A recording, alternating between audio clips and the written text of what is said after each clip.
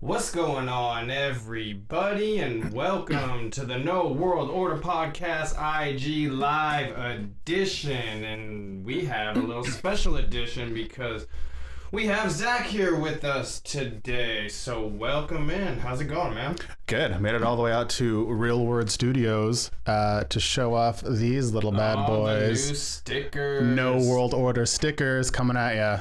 So yeah, no, those look really clean. I'm super stoked on those for sure. Yeah, big ups to, what is it called now? Rockin' Monkey, I think is where I got them printed. Used to be Sticker Junkie Monkey back in the day. Good stuff. Yeah, it looks really clean, and definitely excited about that. This is our fourth time trying to get this live started, but here we are. We have few things to talk about. I know we didn't really want to talk about this subject anymore because it was really overdone, and we thought we were just kind of over it. We thought people were starting to kind of wake up to it and see how everything was being manipulated and how things weren't really true. But it ain't working. And now it isn't working because we are starting with the second round of lockdowns from what it seems like. And this started late last week from what I can remember. I know I talked about it in one of my podcasts late last week. And 7 or 8 counties throughout California were kind of shut down due to Gavin Newsom and his orders. He said all bars and nightclubs that weren't serving food had to be shut down. And I don't really know what that means for other businesses around, but it just isn't cool because this is kind of something we were talking about, this is something we worried about how they would give us a little freedom and then kind of take it back away due to a spike in numbers or whatever. Fake spike and fake numbers. Gates has been talking about the second wave forever. Everyone's been talking about the second wave forever. This is the kind of stuff to look out for when one subject is hounding the news through your head, is when they start to drop these little hints and you start to hear and see the same shit over and over again. You know it's bad news, you know it's coming, and now it appears that we're all about to catch that barrel and get that second wave going. I don't know what the hell's going on with the people in charge. To me, it looks like it's obvious they're being manipulated. They roll their eyes at questions. They ignore other questions. They say they'll answer questions with, well, it's common sense instead of data. And so the important thing to take from what you were just saying, I think, is that all these things are happening based off of fake or manipulated numbers. So you tell someone, hey, there's this many deaths, they freak out, they give their rights away, but those deaths aren't even real numbers. Yeah. There's so many things that we've seen that I couldn't even guess what the actual number of deaths is because there's false positives, there's false negatives. I've heard of tests being sent in, not being used at all. They're just blank swabs coming back as positive. Yeah. You can have it and not know and not spread symptoms. There's disinformation and misinformation everywhere. And right now we're getting all of that buildup is now, I think, being released on us. I think, and I've been saying, at least to my wife in private, that they are doing it in time for the 4th of July to remind us who's in charge. They see us online talking about how it's fake. They see us online and on social media and texting talking about how people don't care, people aren't wearing masks. And they know that, and they're reminding us who's in charge by taking away fucking bars for 4th of July in San Diego. Yeah. Yeah, and that's what was interesting because initially it was just 7 counties like LA, Kings County, Kern County, Imperial County, some other, a handful of them. I know I touched on it in depth or somewhat in depth in one of my previous podcasts, so go check that out. But then all of a sudden San Diego just jumped on board and was like, we're doing the same. And out of nowhere, it's like, what I was reading is we have 14 triggers or whatever that are supposed to be in place. And we had only hit one of them. Only one little increase in cases or whatever. And then all of a sudden we have all this shutdown happening again. And I just find it really interesting, but I did want to ask you, with you kind of saying them doing this in time for the 4th of July, it's how high level do you think that goes where they're trying to keep us locked down? Because do you think it's Trump keeping us locked down? Do you think it's more of the Democratic governors keeping the people locked down? Like, what's your take on that when it comes to actually who's trying to keep us locked down and all of that? That's a good question. That's a tough one. That's like saying who's the Illuminati. Like, there's a lot of speculation, but I think it comes down to a servitude, and I can't tell who is serving one side and who's serving the other. Like, you could be represented as a Republican or Democrat and serving the other side. It seems that there's a few kind of higher up individuals that try to like make cases against Newsom or defend the right to not have to fucking wear a mask every time you leave your house, and they kind of get squashed right away. Yeah. So those people, like, I want to give them the benefit of the doubt, like they're trying to push through and fight. It could just be a controlled opposition thing. It for sure goes higher than the White House, I think. That, I mean, this is a global. This is a worldwide scale planned attack on freedoms and your mind, because a lot of it, I think, takes place in make-believe land. I don't know. I don't know about, like, the whole Trump, is he a good guy or bad guy thing is a whole freaking weeks-long conversation. If he's in on it, I think he could be in on it whether he knows or not. Yeah. I think they could be like, hey, let's put Trump in office. He's going to fight this shit, and we're going to make him look like a fool and still do what we want. Mm-hmm. So he could still be playing into their plan, even though he's trying to fight for freedoms, or he could just be another one of them playing along and acting his role. Because, I mean, he's an actor, right? He's been in movies. He does all that stuff. For sure, state and local level are like gone. Like, they're trash, and they seem to be the ones most vocal and answering our questions to an extent the most. They also seem to be the ones that are dropping things like New World Order.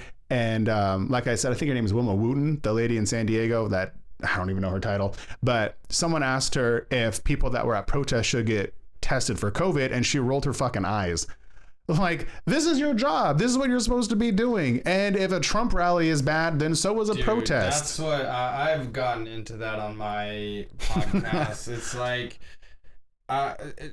just the other week, my brother was here and we were watching the news, and it was the day of or whatever of the Tulsa Trump rally or whatever. Oh, yeah. And they, on the news, I believe it was like ABC News, they have like a live stream on YouTube that it's like a 24/7 thing.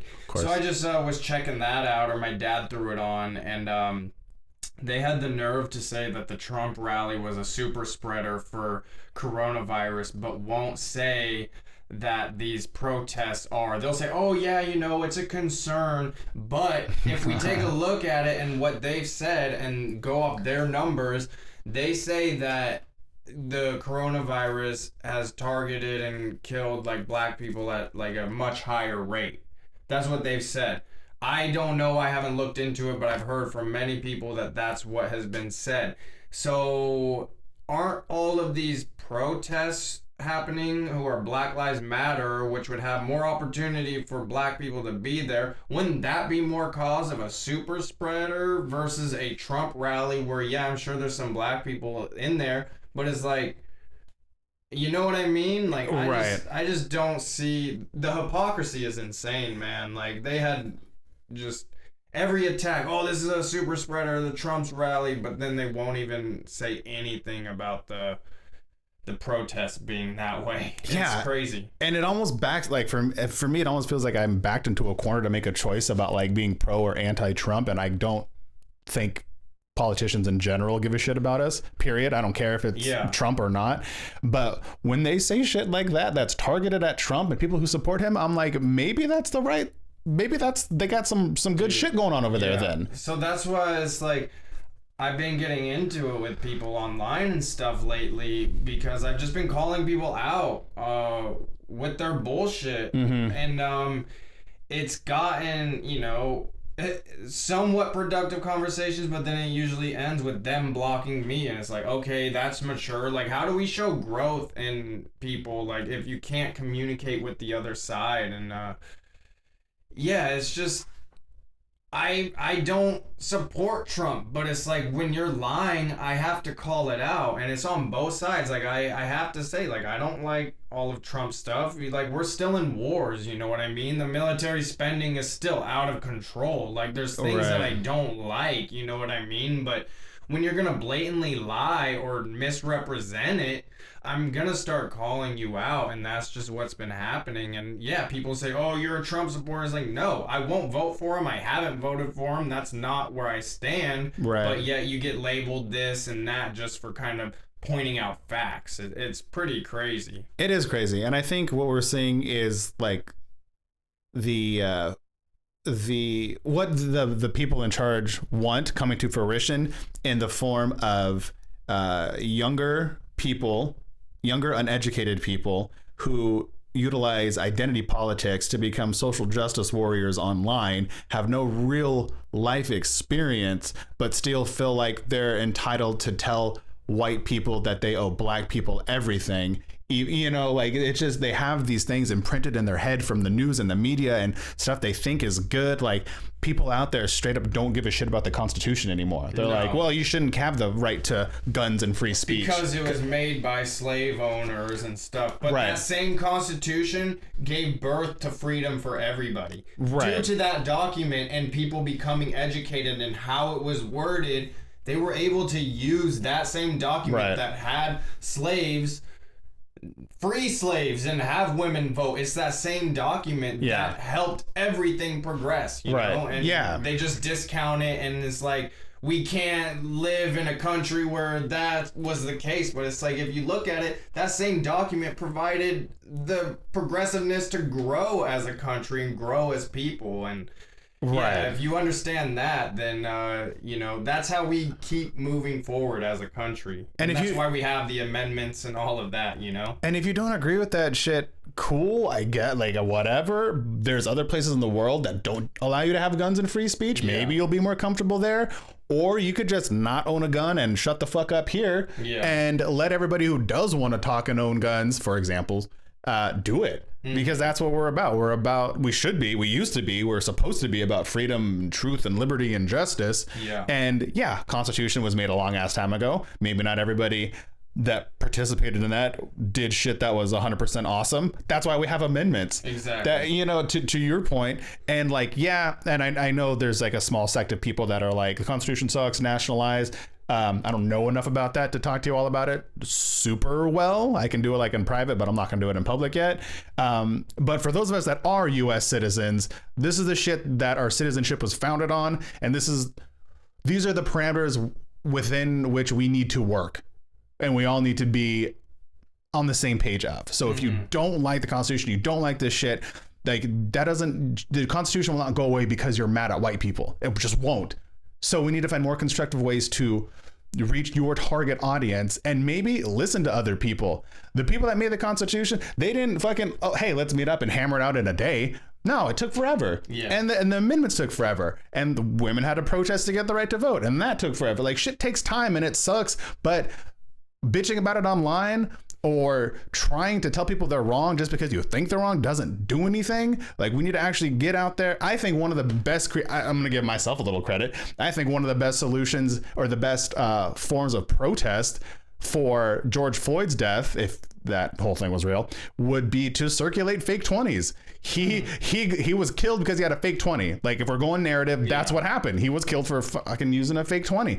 They should, someone, I know people can do it, make a bunch of fake 20s, circulate those as a form of protest. You hit them with the fucking money, you hit them where it hurts. And that puts us all on the same page. It's not white, black, or white versus black versus Jew and male and female. No, it's the people that have billions and millions like making the rules for the world for people that don't, that are paycheck to paycheck, that have to take out loans to fucking gas up the car. That's what it is. It's classist. It's elitist. It's not white versus black. And if you see the world in those terms, you're never going to have any growth, man. You're never going to have any progress. And you're going to fucking slow the rest of us down that are trying to get to that point. Exactly. And that's what I'm seeing a lot from the, a lot from these leftists and these liberals, those are the ones who are hating the most and like spouting out the most hate, and but claiming to be all inclusive, and they're all about the LGBTQ because it's all inclusive, but yet they're gonna like hate on Trump supporters and block Trump supporters, and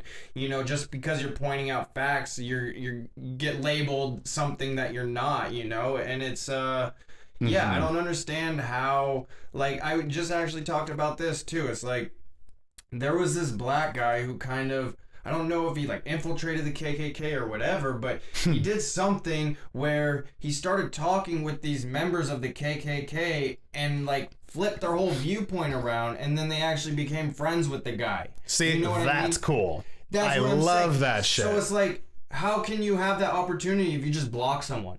No shit. And stop the conversation. And that just shows that they don't want to actually communicate. Exactly. They want people to bow down to what they think because they're 21 and they know the world and all this shit, and it just doesn't work like that. Yeah. They're setting themselves apart, and they're setting us behind. It bums me out, dude. Yeah, it does. Like, you get you get freedom of choice, and you choose to have someone tell you what to do. What the hell? Yeah. Yeah, it's all crazy. But let's get back into a little bit of this COVID stuff. That's real quick. Was that guy that infiltrated the KKK? Was that Chappelle? Because I think I saw that. He was blind, right? That was what it was. Cool. Bixby, right? I don't know if that skit was based off of that guy. That would be fantastic. But, yeah. There was this legitimate guy. I saw it on Joe Rogan's podcast. Where he told his whole story. I didn't see the whole thing. That's awesome. I saw a couple little clips, but that was his thing. He would find these KKK members. I don't know exactly how he did it, but then he would talk with them, and they would eventually become friends. And it's like mental jujitsu, dude. It's one of the coolest things. Not to change someone's opinion, but to show them facts and lead them in a way where they make the decision themselves. Exactly. That shit doesn't happen. It's great. So I was looking up some numbers real quick, and so we're on the shutdown, or on the verge of the shutdown, due to 15 deaths throughout California in this previous month due to COVID, and I'm sure, who knows if those numbers are even like legitimate, and we are on like super low on the list of states. Like, we're in the top or the lower 25, I believe. We're 24 or 25, something like that. In other states such as like New York, New Jersey, Connecticut, Massachusetts, all like on the East Coast, have over like 100 deaths in the month. And again, who knows if those numbers are legit? We already know that they've manipulated the numbers in the past, so who knows how upfront they're being now. Probably still can't trust it, but I saw an interesting point somebody made about how there's more deaths in New York and New Jersey and all that, if I may cut in. Yeah. Deviating from the narrative for a minute, a lot of people believe that the Twin Towers were taken down by explosives, and I'm one of those people. But somebody had pointed out, and I wish I remembered the Instagram name so I could shout him out, but I'll have to find it. But he was saying that these people that were present in New York at the time of the trade centers going down inhaled all of that smoke, all of that shit. So it makes sense that their lungs and their immune system in general are weakened. So if this thing does, if coronavirus is real and it does attack the respiratory system, blah, blah, blah, blah, blah, comorbidities, then people that were inhaling all that dust for days and days and days and days and days, they're going to be fucked up. Yeah. So that I thought was an interesting point. Doesn't really fit in too well anywhere, but I wanted to get that out because I liked it. Yeah, no, that's interesting. I mean, it would make sense. It makes fucking perfect sense, dude. On the East Coast dealing with all of that, yeah. And then what, like, that happened in 19 years later. Of course, there's still gonna be those underlying health facts. Like, people got cancer from that shit. Exactly. So it's like, exactly. Of course, there's gonna be some lingering stuff in there. But yeah, like, it's hard to really kind of point out the death rate, mortality rate, because what I was reading is like a lot of people die every day, every year. So it's like, it's gonna take time and years to eventually look back on this time frame and this time period to see if there really was this spike that they're saying. But it doesn't really look like there is this disproportionate amount of deaths going on. But I did find it interesting that I was reading that they said that we're not even going to be entering a second wave because we haven't even finished the first wave, even though we had a complete lull in numbers and everything was down. Yep. And now they're just saying, like, for some reason they're saying California didn't quite fight it all the way, and now we're not even going to be rolling into a second wave because we still haven't gotten over the first wave. And I don't understand that. I don't understand it, and I don't agree with it. I think it just takes the right media source or famous person or politician to say that, and then all the followers just parrot the motherfucker, mimic it, and don't listen to any actual numbers or logistics, and just believe it and perpetuate the freaking false narrative. Unbelievable. Yeah. A couple other things. One of the things I kind of already touched on is like some of these things we already, both of us kind of predicted from, you know, them letting us have a little bit of this freedom and then, you know, take it away. And we're just on the very beginning of them taking it away. It's going to start with the bars and nightclubs, and then it's eventually going to be more and more being taken away again. And probably to a even more extreme extent. I think so. Which would, you know, unfortunately, but that's kind of how I see it happening. We also predicted that military would come on our soil. We didn't necessarily predicted be because of like race war riots type things, but we did say that military would be there. And again, I think that's kind of a taste, the beginning of what it's gonna be. I feel like with, like you said, with 4th of July coming up, if they start taking more businesses away again, there's going to be a lot of people out on the streets protesting, and a lot of protesters who don't necessarily agree with each other. We're going to have the ones who want the country open, and then we're going to have the Black Lives Matter. So there's going to be two big differencing protest groups out there, and I think it could get really ugly out there, and it's pretty scary. That's a good point. Yeah, I would love for everyone to just go out and hit the streets on 4th of July, like, just to protest and get the fucking higher up people's attention. Yeah. I know it's not going to happen, but man, that'd be awesome if we just showed up in droves and said, like, we are out on this. We want to have our own freedoms. Yeah. Like, if you want to stay inside, stay inside. If you want to go to work, you get to go to work. I don't understand why that concept is so hard for people. Yeah. But the opposing protest groups existing in the same place at the same time, I haven't really thought about that directly. Because then enter agent provocateurs and police setting up bricks randomly and at the scenes. I'm all for, you know, if all protesters came together and, you know, had a, you know, one message.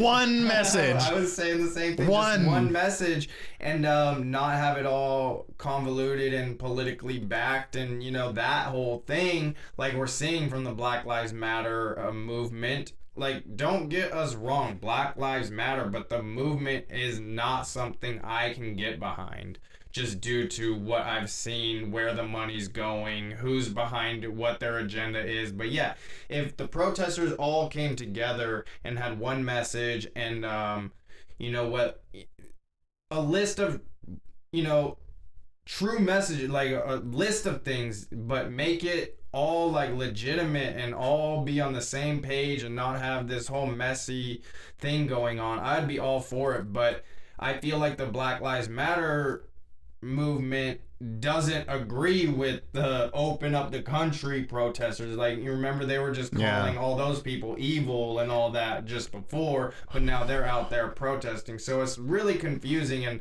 yeah, I just see, if, you know, our freedoms become taken away, I really see something like that happening, and it could be scary out there for sure. And if you think that the government is allowing protests to happen because it's the right thing, but keeping everyone indoors due to a flu because it's the right thing, you have got to go read up on the history of the government. Like, just pick any year and any subject and any topic and read about what the government was doing, and you're gonna find some shit you don't agree with. Like, people think the government's just out there doing good on the daily, no mistakes ever. No way, man. You have to ask yourself why that shit is happening. Why are they allowing protesters to be out there but not people that support the current president? Not that I do agree with him or don't agree with him or whatever. I don't give a shit. Pretend Obama's in office again. It's not even about supporting the president. It's about opening up the country and, you know, making ends meet for your family. That's what is like. I feel like it doesn't even necessarily have to be about supporting the president. He's just the one who's saying let's open up the country. Yeah, you know what I mean? But it's like, let's open up the country, and like you were saying, let people decide for themselves. If they want to stay home, stay home. If you're scared, stay home. But if you want to go out and, you know, make money and, you know, work, that should be your right. And it's, I don't understand what's going on and how they can control us like that, but it kind of comes down to, you know, our governor, Gavin Newsom. Yeah. Real quick before we hit that motherfucker.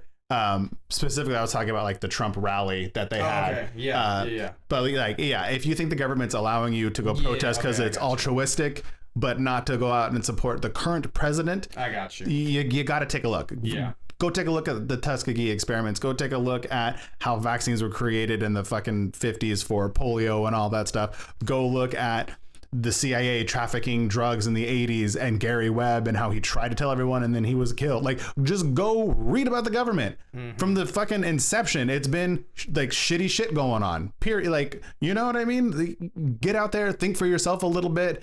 Don't be so fucking like volatile. Everyone's so like volatile. Like, if you don't agree with what I say, you're an asshole and I hate you. And like, that's not it. Like, we can have disagreements and talk about them. And even if we still don't agree on shit, we can still be okay with each other. Yeah. And then, oh God, one other thing you had said I wanted to touch on, but I can't remember. We'll circle back to it. Yeah. So how are you with Newsom? What do you think? You think he's doing a good job? No, man. Like, we're just, I don't understand anything that he does. There's just been so much flip-flop back and forth. Every day seems to kind of change, and, you know, which I guess if you look at it could be a good thing. He's trying to keep up to date on everything and things change. So I get it from that side, but man, there's just so much confusion. And then when you look at some things that have gone on, like, I guess reported in April, there was like a $1 billion mask deal made with China. And then all of a sudden, a couple months later, he's mandating us to wear masks again. So that just seems like there's a little conflict of interest. Seems like there's a bigger connection or something going on with that.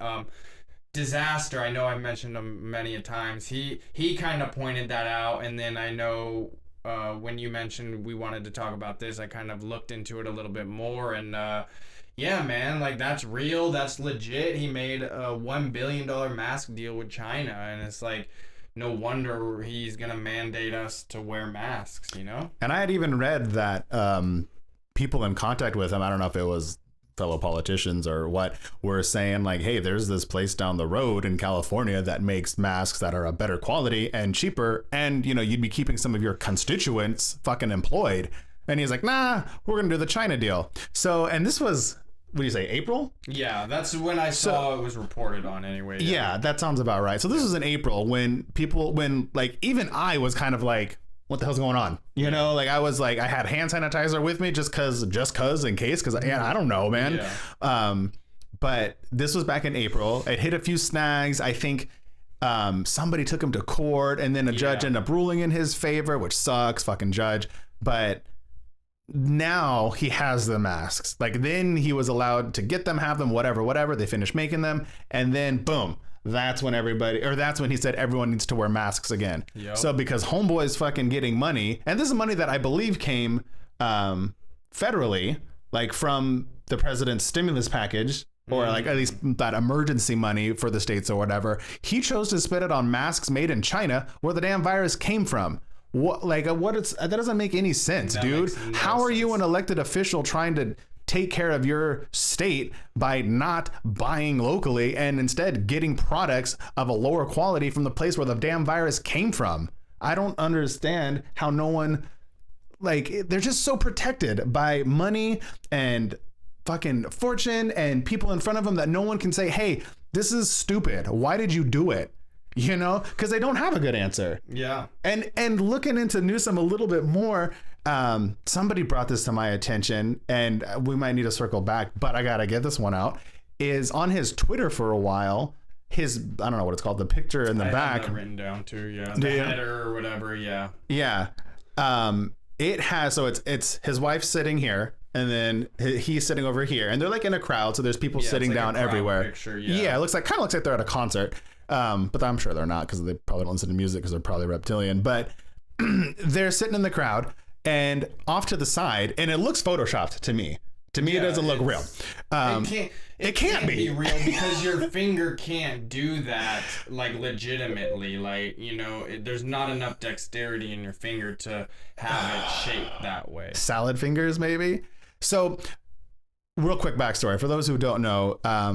FBI had reported in some documents that they were tracking a specific few symbols as symbols that pedophiles use to communicate with each other about child trafficking and availability of children and things like that. And it's a triangle that kind of just repeats on the inside. So it's like boom, boom, boom, boom, boom, boom. And in this picture of Newsom and his wife that he had on his Twitter, it has a hand up in the air, and like the finger is doing the repeating triangle symbol, sign. Yeah. And I don't think it's there anymore, but if anybody wants to see it, Google it. I found it DuckDuckGo it. I found it pretty easily, or I'll send it to you. I have it in my phone. It looks unnatural. It looks scary. It looks fucking fake. And it 100% is that repeating triangle that's used to identify pedophilic acts. It's human trafficking, boy lover. Yeah, is that what it is? Initially is boy lover. Boy lover. So why does our governor have a photoshopped picture intentionally putting the symbol that the FBI has on file for boy lover in his Twitter pic? Why is nobody asking him that? Why is he not being investigated? I don't defend like Delia and all of these people that are being accused of shit. However, if they're going to have their careers threatened and eviscerated, and they're going to be taken into court and in the public eye off of one accusation, off of one or two accusations that don't even hold a lot of water, it seems. Why are we not doing that with the damn governor?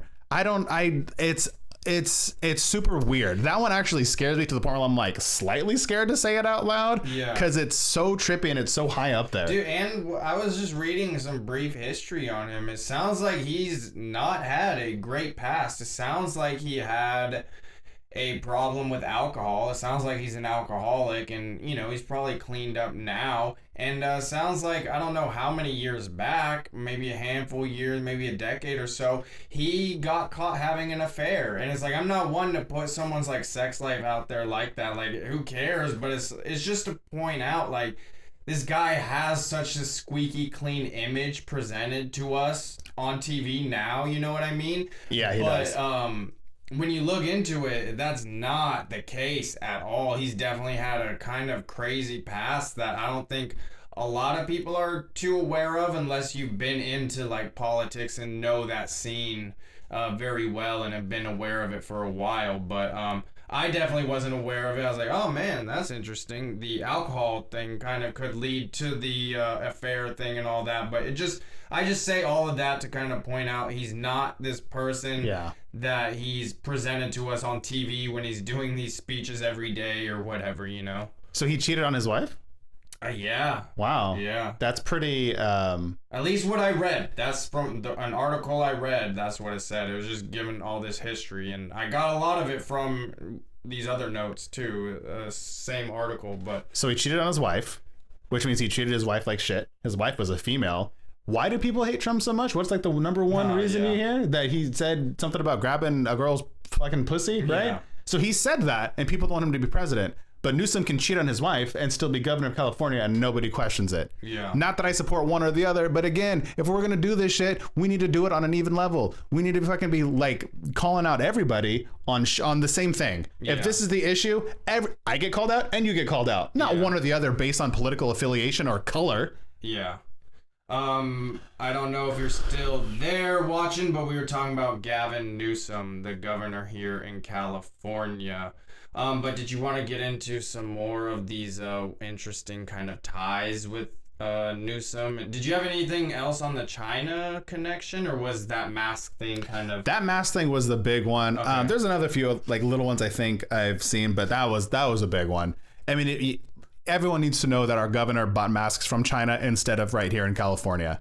Yeah. And that like, and do with it what you will. Maybe you don't give a shit, whatever, but everyone should know. Yeah. Period. And then it makes sense that why he's trying to mandate the masks. I know. Again. So it's like when you look at the deal that was made a few months ago and now he's implementing this, it all kind of makes sense. How is that not a conflict of interest on paper? Yeah. How is that not an offense? Yeah. A fireable offense at that. It's colluding, crazy. like that is literally colluding Collusion. with another Yeah, country, with a foreign exactly. country. How do I know these masks that he's brought over aren't fucking poisoned? We Yeah, don't. In the midst of a pandemic, you know, it's just, yeah, it's insane, man.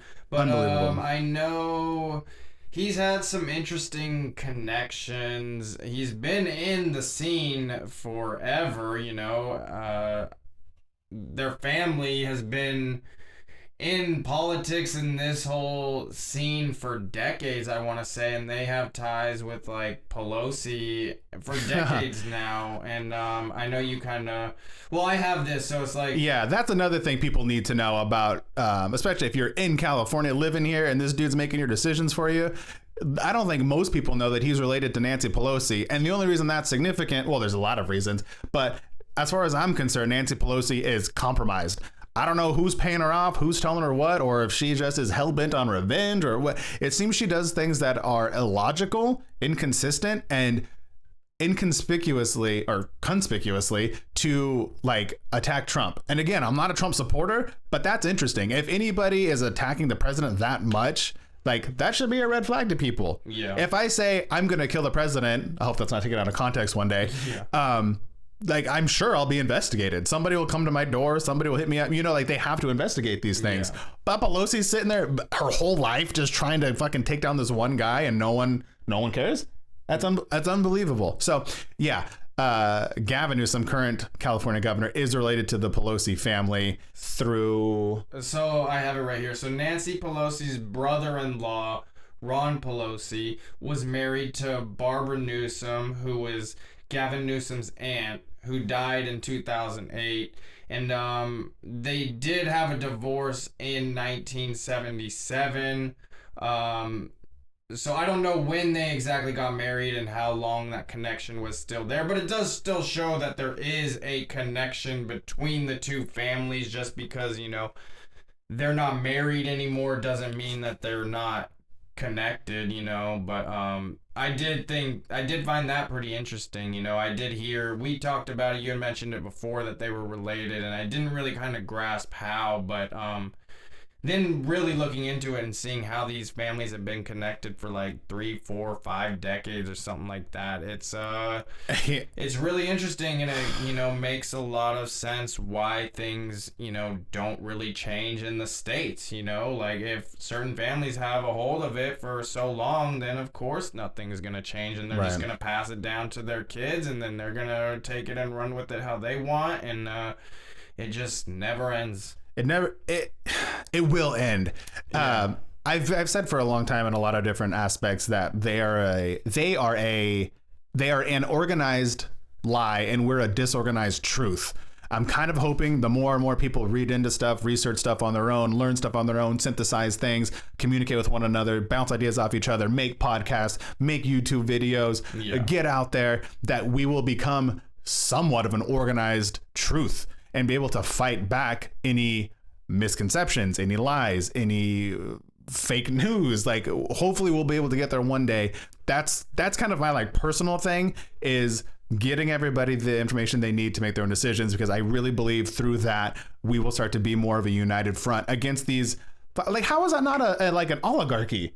Like, you know, it Exactly. just like, and like what, Obama and the Bushes are like second cousins or some shit like that. Dude, so like, why do we keep connected? They're all family, like they're all cousins and like second cousins, and it's like, what are we in England? Like we shouldn't have kings and queens and royal families that are just making decisions for us as like the decades roll through. and they just hide it by having them marry into a different family's Yeah. last name, and then it's like, oh, they're not a part of it, and then but when we do is when you really uncover things and kind of point out the connections, who's married to who's the son of who married this person.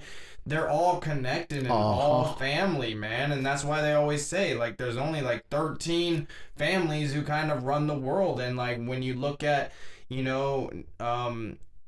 companies that run the world, like let's take Coca-Cola for example. Like they're one company, but look at all the other companies that are under them. We got like Simply Lemonade, we got Coca-Cola, all the Coke Like naked juice, maybe. Naked yeah, Juice, vitamin water, I think. Dasani could be vitamin water, but yeah, you know what I mean. So yeah, they the just subsidiaries for sure. So it's the illusion of choice. It's it like, is. You know what I mean? They have so many products, and then just take that with the next company, and there's only like a handful of those major companies that control the rest of it. So it's this illusion of choice, and it goes the same thing with these families and stuff. It's like, just like this person, but when you look into it, they're related to the person on the other side too. Right. It's like it's crazy. So then how do you know if that person is a member of this growing family that's been in charge in certain aspects and certain seats of power for decades? How do we even know that that person who's in the office right now is making decisions based on current information and the health and well-being of his constituents or her constituents? We don't. For all we know, they're getting passed the playbook down and told what to do. Hey, you're a fucking Newsom, so we're going to put you in office, but we're going to tell you what to do. Because we've been here longer, we have more power, we have the money. Yeah. We don't know. We don't know that. People aren't elected. People think you go and you vote and America and voting is great and then that person's in office because they want to help. No, that's bullshit. Voting is an illusion to put people that you think are different people into office to take charge of your life just like he's doing right now. Yeah. Do you think voting helps or is real on a local level, like dealing with the local community, like San Marcos mayor or whatever? You know what I mean? I haven't looked into that. I think that might be okay.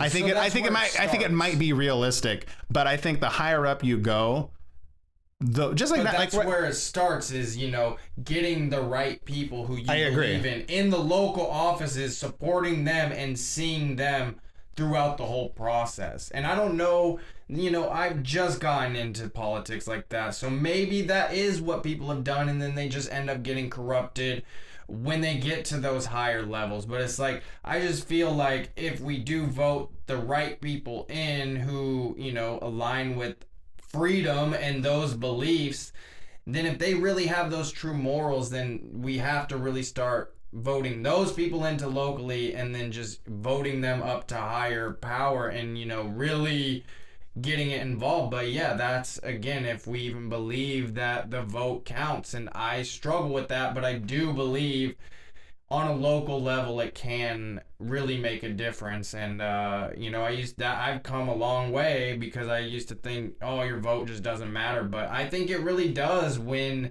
especially on a local level. We've seen time and time again of the voter fraud when it comes to like the national election and stuff like that, and the manipulation of things like that, and the electoral college and things of that nature. But when it comes to locally, I do feel like we can make some changes. I think the change that we have the power to create starts with our dollar and our intent. So if we're ordering from Amazon, guilty, and we're going all the time. I'm trying to get off of it. But if we're ordering from Amazon, we're going to Walmart. Always have the cheapest prices. Yeah. And yeah, it sucks, but it's like when you're trying to, budget things properly and stuff. I'm trying to like find what I want there and then go find it at the manufacturer, and then like, hey, I saw it on Amazon for this price. Can I get it for this price? Because like I know that makes sense. With I should start doing that. I know they do that with what the fuck is that service where you like buy something online, like not a ticket somewhere. I don't know. I can't think of it. I'll think of it later. Not completely derailed. But I think the power we have to create the change that we want starts with our dollar and our intent. So go to your farmers market, support your local people. go to a fucking, well, when we're allowed a local performance of some dudes that play guitar down the road. Like, be communal, be local. The more we go electronic and give our money to just the biggest corporations that are around, the less power we have. And if we got to a point where, let's just say, all of North County was buying from farmers markets, right, getting local water, or at least 60-50%. let's say let's say majority 40-50%. Yeah, like, give me 51 huge... for argument's sake. Yeah. We have majority of the people that are just buying local food, right? Just period. Let's just go with that. Then if whoever's in charge of, say there's one person in charge of North County, they really have to make sure that the people that are buying local food are happy. So if this dude says, hey, I'm letting Monsanto come in and take all the local farms and shit, no, you can't, because 51% of the people buy locally and act locally. And so they have the power, not the person in charge. But again, going back to being a disorganized truth, if we're all in separate directions, giving our money to the biggest fucking companies around, we lose that power and we lose that momentum as a community and as a group. A great example of this shit was Black Wall Street. They had their shit on lock, man. Yeah. They had everything going down. They were a supportive, effective, good familial community, and they literally got like shot to death. Yep. But they were a great example of how to like almost like rebel by living altruistically, which is like one of my favorite things ever. But I know for sure that's where we have power. I don't know about voting locally. I would love to think that locally it's great. But I'm certain the higher up we go, the less real it is. And the presidential, I think, is 100% with like not within our control. Well, again, that just,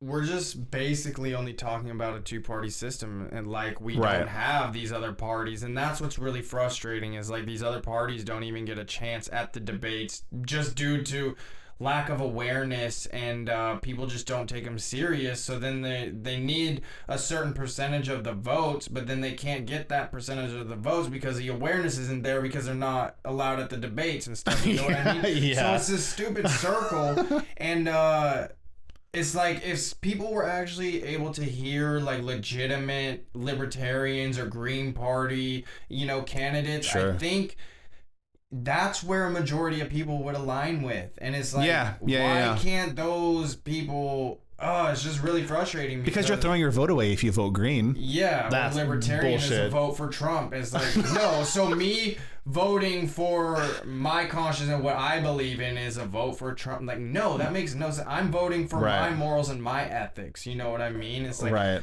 This last primary or whatever was the first time I voted, and my guy didn't make the libertarian cut for the nomination, but I'm gonna look into the candidate who did, and she seems like she could be a good candidate, and could support a woman, for running for president, Yeah, where the women at? Get behind a libertarian woman. Exactly. Who wants real freedom for everybody. Everyone. You know what I mean? Like, stop pretending and, saying you want freedom and justice when these parties, the Libertarian Party, like, is truly about freedom and justice, and they've been doing civil disobedience since the very beginning, so they're all about protests and all of that, but understanding that private property is really important.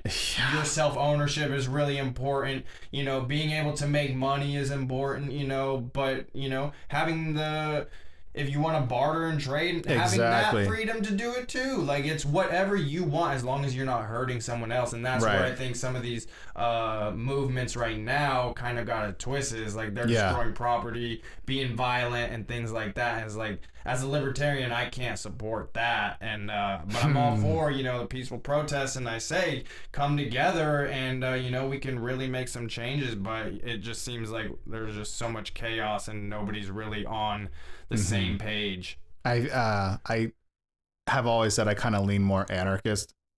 Like, that's not really a political party, but I lean more that direction. But my form of anarchy, that how I see legitimate anarchy, is growing your own fucking garden. So using rainwater. You gotta really look into the guy who I was who I did vote for, Adam Kokesh, because He basically says if you're an anarchist, you're like libertarian. It's just, I think you're so one too. step away. You know what I mean? He makes this like really key connection about it. He's really great, and he's all about that. He like has his own type of commune in Arizona where he bought this property. He built a geodesic dome where he's living out of. He has this. The Garden of Freedom is what he calls it. Yeah, dude. He's I love 100% legit, like off the grid and everything, you know. And I don't know if he's still vegan, but I know like for a while he went vegan. I think I heard him say he eats eggs or something, but they're eggs from chickens that he was given. Right. Like rescue chickens. Everybody who buys property in that community, they gift you like chickens when you show up. So it's like you just get, you know, these that's a chickens community. and eggs. Yeah, it's like a real true cool. community, and that's what.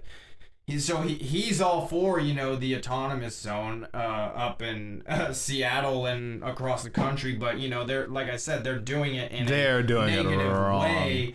But he's saying like it can be done, you know. Look at him, like in his community, they definitely got it going on. Yeah, I know. Like Edward Sharp actually. Well, he's not his real name, but the band, they had one up in LA for a while too. And it's interesting what you could do if you're on board with the people that live around you. You can make more of an impact. You have more of a, like I want to say, like a mental home. You know, I think a lot of people right now are struggling, obviously, because of everything that's going on. But if you lived close to the people that thought similar and felt similar and were empathetic to your plight because you're empathetic to theirs, like we would see, I think, a really big change in how the how the U.S. works. Mm-hmm. But people don't want to give into that. People, I don't know, man. People just are so happy being brainwashed because they don't know that they're brainwashed. Yeah, and exactly. I know brainwash sounds shitty, but like, let's be honest, dude. If you don't brainwash yourself with fucking facts that you're looking up, someone else is going to brainwash you with disinformation. Yeah. That's just how it is. Yeah. And, I mean, all of our, you know, education was... Yeah. Oh my gosh. Sponsor, you know, it's all bought and paid for. So it's like, of course, our education is going to be brainwashing, and you know, there's certain facts laid in there. But then, you know, I've done so much more educating of myself through online and past school. It's like school shouldn't be for kids, man. Like I don't know what you should be doing during that time growing up, but school, at least for me, it didn't do it. And like it seems like all they're doing is just trying to, one, brainwash you, and then two, like make you structured on listen to the bell, listen to authority, raise your hand, you can't go to the bathroom unless I tell you to. Exactly. Kids that age should be learning how to be decent people. Cause and effect, decent people. I think shit like gardening is great to teach those kids, but I see the 5-year-olds and I see the hurt on their face when their teacher's an asshole to them. Like I've seen it. You know, I've seen teachers clap in a fucking kid's face because they thought he wasn't doing what he was supposed to be doing. Like that shit is scarring. And it's all, a lot of it is the old guard. It's these 60-something-year-old, 70-something-year-old teachers that just will not retire and give the next generation their time. But it's damaging for these kids to go through school. I'm like semi-happy that we haven't had school in months because unfortunately a lot of these kids are going to be in damaged homes and probably getting super abused, and that fucking sucks. That's what I heard, that those cases, it's hard to even tell that those cases have gone up because teachers were the ones who were reporting them, and now you're not even getting them reported until they're at the hospital, you know? So it's not until it's that bad they're at the hospital, you know. Usually at school you can prevent it a little bit, like you see a little bruise or something, like you can report it, but now they're going to the hospital and then it's being reported. So yeah, it's a sad thing. And again, that comes down to the lockdown. So thanks, Gavin Newsom.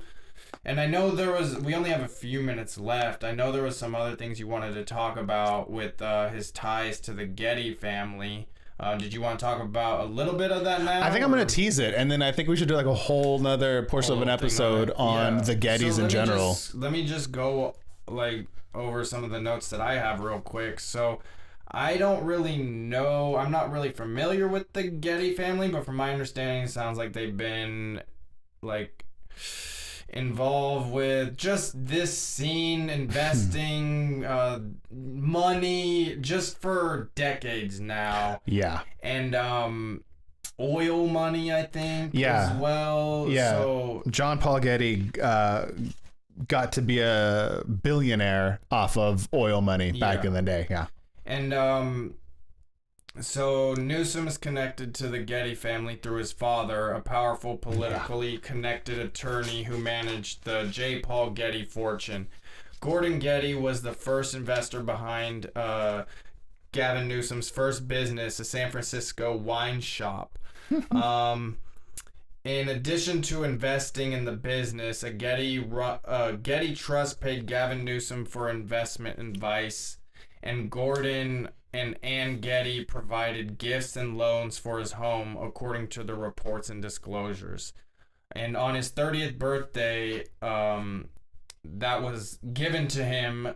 His party was given to him by the Gettys, and it was like a Great Gatsby theme. So oh my god, of course it is. There's these weird connections and stuff, and yeah, it just seems like he's been kind of bought off from this family, and I'm definitely gonna have to do some more research on this family and all of this connections, but there's definitely something there, because when I looked up the Pelosi thing, the Getty family name was also brought up. It said there was 6 or 8 families, one of those numbers, 6 or 8 families that are all well connected in California. So maybe that can be just that whole separate episode, is just the Gettys, Pelosi, and just whatever those other families are that are all connected within it all. Yeah, I think a whole new episode on that would be rad. Yeah. But this is a quote I found. This will be my teaser.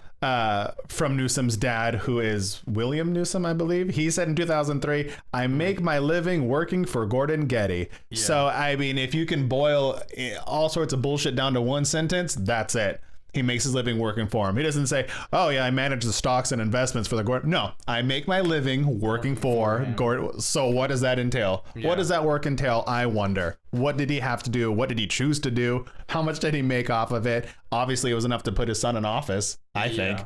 Unbelievable. Yeah, Getty family we'll have to get into, because that crosses over into one of my favorite episodes we've done about tunnels. Oh, that was the best episode so far. Yeah, for sure. That was a good one. Yeah, I enjoyed that one, and I'm going to touch back on it. I think we're going to touch back on it for this Getty episode we have to do. Or the California Families, I guess we can call it. Yeah, oh, that's a good ring. California Families. Yeah. I like it. And maybe I'll save my mask stories. I've just been collecting mask stories, dude. Have you? I don't wear a mask in public. And I will say, for the first time the other day, somebody called the cops on me. No way. Yeah. Oh, damn. Off camera, you're going to have to tell me this. Yeah. I will say this. If you are under 2 and listening, I hope not. If you have a disability that prevents you from removing your own mask, or if you have a medical or a mental health condition that prevents you from wearing a mask, don't wear a fucking mask, and assert your right to not do so upon entering a store. Yeah. I used to try and sneak in, and then just I was real defensive when people would talk. Yeah. Now I have the fucking thing from Newsom printed out. I have highlighted what pertains, and I find the doorman, because at all the grocery stores now, there's someone a fucking guard, standing guard. So I go, "Hey pal, what's going on? This is what's up. I'm identifying myself as somebody with this condition. I'm not going to wear a mask." And now they're like, "Okay, cool." Before, before it was I would tell them, and they would try and fucking stop me and hunt me down and shit. Yeah. It's getting a little more, I think people are starting to understand. So if you fall into that category, please assert yourself. I don't want to be the only one out there doing it. Let's make this shit happen, dude. Yeah, Ben Higgins, I'm calling you out. Take that mask off, sucker. Oh man, no, I love those guys. Shout out 97.3 The Fan, Ben and Woods. Yeah, and, that's why I just dropped a pal in that sentence. That's for you, Woodsy. Yeah. That's what's up, dude? Yeah, I think that's gonna do it. This was cool. Hopefully we can do this more often. You actually hear this is. I think this is fun. I think this is fun. Yeah. Much more free, much more fun. We don't have to wait for the connection. I know. I don't know. Okay. It's fun to make it's smooth, but this is way better. It's fun to make you pop on air, just make you fucking laugh and derail you a little bit. Exactly. That's my goal. Make sure to go check out the YouTube channel. This will be uploaded tomorrow at 3:30. 3:30. Yeah, 33. Cult of Personalities is the name of the YouTube channel? Yeah, I believe so. Still youtube.com/realword420 as the landing page. But Cult of Personalities, the Real Word Podcast, Drew and Chase Side by Side, Tuesday Morning Tokes, and this one, the No World Order Podcast. Now with stickers. Now with stickers, yeah, that's gonna be awesome. Let's get that to kind of close it out. We got that right there. Flip it around. Boom, No World Order. World Order. Thank you everybody for tuning in, and until next time, peace.